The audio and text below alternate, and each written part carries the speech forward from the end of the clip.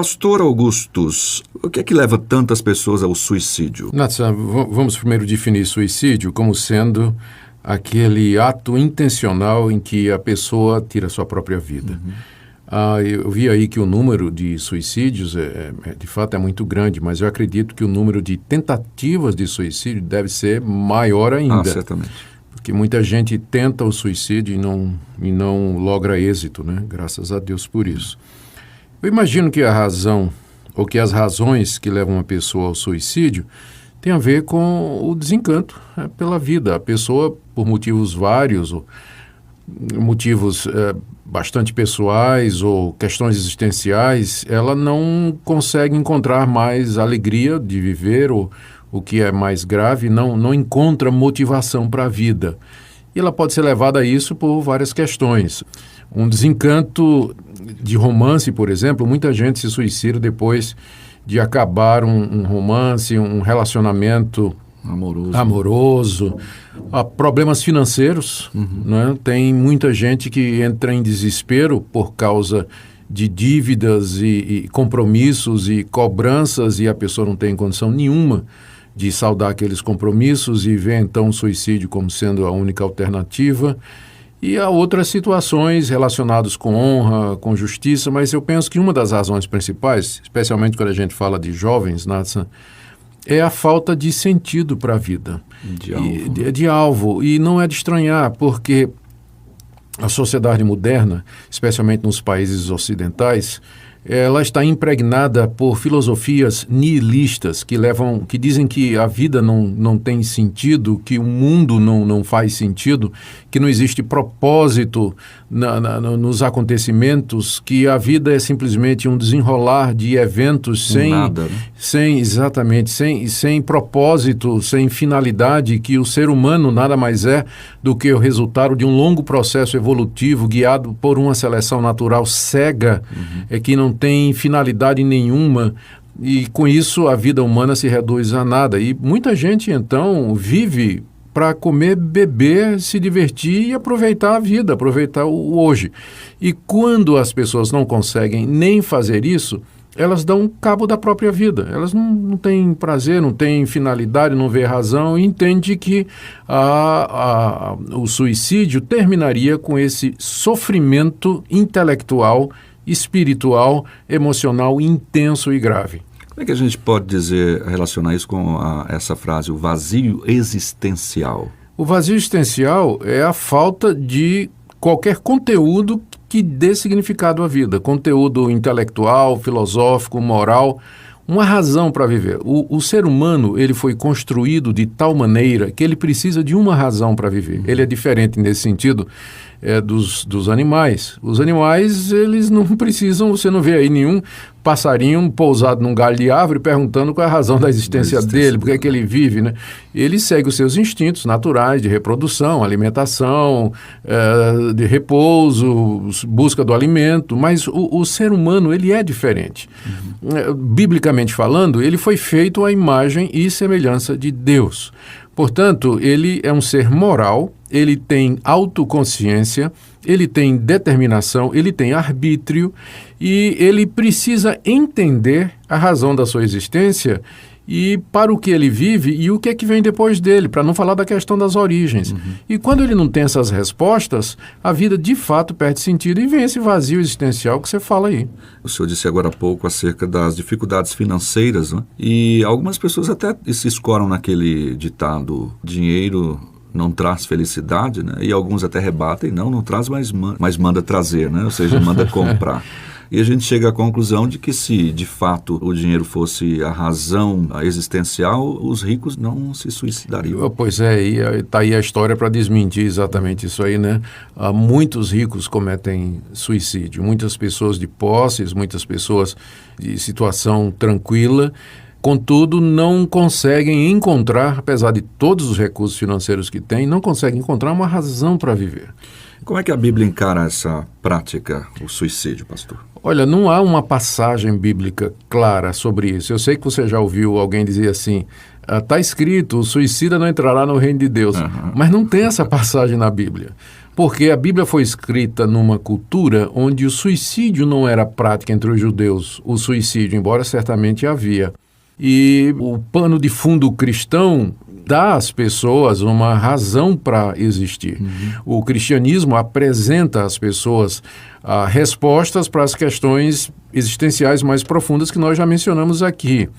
Então, a Bíblia, como sendo a escritura do cristianismo, ela não trata da questão do suicídio diretamente, mas ela nos diz que o tirar a vida é pecado, ela nos diz que viver em desespero e sem razão é uma falta de confiança no que Deus é e naquilo que Deus revelou na sua palavra.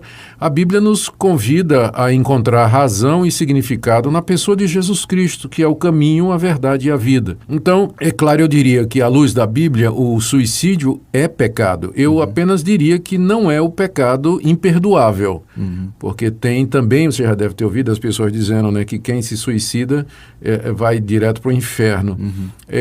Pode ser que a pessoa vá direto para o inferno, mas eu não creio que é pelo ato do suicídio em si, mas por outros pecados e outras situações. No caso de uma pessoa chegar a um desespero extremo, que não vê mais esperança nenhuma, então nesse caso lhe faltou a fé em Jesus? Não fé no sentido salvador, Nathan, porque eu creio que mesmo uma pessoa que creia em Jesus Cristo como seu Senhor e Salvador, ela pode ser de tal maneira afligida pelas circunstâncias, pelo pecado que ainda habita no seu coração, pelo mundo, ou de tal forma até oprimida, não possessa, mas oprimida por Satanás, que ela pode chegar a um caso extremo em que ela resolva tirar a própria vida. Alguns casos na Bíblia de homens de Deus que chegaram a pensar nessa possibilidade, como por exemplo o profeta Elias. Teve uma hora na história de Elias, quando ele se viu perseguido pela rainha Jezabel, que ele pediu a Deus, né, para morrer. Ele não teve... Da morte logo, né? Não, ele queria morrer logo. O profeta Jonas, naquele episódio do capítulo último do seu livro, quando Deus tira a sombra que vinha através de uma planta, ele diz, melhor é morrer do que viver, eu quero morrer. Não é? E Deus disse que não era hora dele fazer isso. É claro, nada disso justifica, né, a ideia do suicídio. O que eu estou apenas querendo dizer é o fato de que uma pessoa que crê no Senhor Jesus como Senhor e Salvador, ela pode, em circunstâncias extremas, ser muito tentada a cometer suicídio e, eventualmente, isso, eu creio, pode acontecer. Há casos recentes, da história recente, de gente reconhecidamente crente no Senhor Jesus que, no meio de tribulações e sofrimento extremo, chegou a fazer isso aqui. E há também uma outra situação, Nathan, que eu acho que a gente tem que levar em consideração, é que em alguns desses casos de suicídio que eu acompanhei assim, né, pelo noticiário, vi e tudo, ficou comprovado que a pessoa estava tomando medicamentos que acabavam induzindo esse tipo de atitude. Então existe ainda essa possibilidade, né, de que a pessoa está alterada, a sua concepção de realidade, o seu julgamento está alterado quimicamente por causa de um medicamento ou droga que ele está tomando. Tá, em vista disso, nós chegamos à conclusão aqui, pelo que eu percebi, que a Bíblia, ela diz que todo tipo de atentado à vida, ela é uma prática pecaminosa. Sim, certo? Não matarás, né? Seria a quebra desse mandamento. Bom, talvez algum ouvinte esteja com uma tendência, né, suicida, alguma coisa desesperada, e o nosso programa pode trazer alguma esperança. Como é que a gente pode ajudar, à luz da Bíblia, pessoas com esta tendência? Eu diria que a pessoa deveria, primeiro, né, tirar da cabeça e do coração qualquer ideia suicida, porque isso não vem de Deus, isso não representa o final do sofrimento, porque o que a Bíblia nos diz é que depois da morte vem o juízo e o julgamento de Deus. E se a pessoa não conhece a Cristo como seu único e suficiente Salvador, essa pessoa terá que dar conta a Deus dos seus pecados e das suas transgressões num local e num estado que a Bíblia chama de inferno e que descreve como sendo um local de sofrimento eterno. Então, o suicídio, longe de ser um passo para o alívio e o descanso, pode ser a entrada do sofrimento eterno. Né? Então, a primeira coisa que eu diria é, tira da cabeça essa ideia de que o suicídio vai te trazer paz. Segundo, eu diria para essa pessoa que qualquer que seja o problema dela, existe um Deus que é maior do que os nossos problemas que é o Criador de todas as coisas e que nos dá, no seu Filho Jesus Cristo, perdão, reconciliação, conforto e razão de viver.